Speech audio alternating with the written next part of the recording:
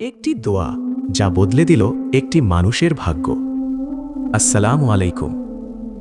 একজন গরিব মানুষ প্রতিদিন আল্লাহর কাছে দোয়া করতেন, হে আল্লাহ, আমার কষ্ট দূর করে দিন। তিনি খুব কষ্টে জীবন কাটাতেন, কিন্তু কখনো আল্লাহর উপর ভরসা হারাননি। একদিন রাস্তা দিয়ে যাওয়ার সময় তিনি একটি অসুস্থ মানুষকে দেখলেন। নিজের কাছে তেমন কিছু না থাকা সত্ত্বেও তিনি তাকে সাহায্য করলেন এবং কিছু খাবার দিলেন। সেই রাতেই তিনি স্বপ্নে দেখলেন আল্লাহ তার দোয়া কবুল করেছেন। কিছুদিনের মধ্যেই তার জীবনে পরিবর্তন আসতে শুরু করল। তার কষ্ট ধীরে ধীরে কমে গেল। শিক্ষা: এই গল্প আমাদের শেখায়, আল্লাহর উপর ভরসা রাখলে এবং অন্যকে সাহায্য করলে আল্লাহ নিজেই আমাদের জন্য রাস্তা খুলে দেন।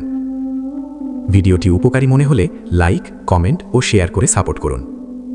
এমন আরও ইসলামিক গল্প পেতে আমাদের সাথেই থাকুন। সবাইকে ধন্যবাদ ও দোয়া রইল।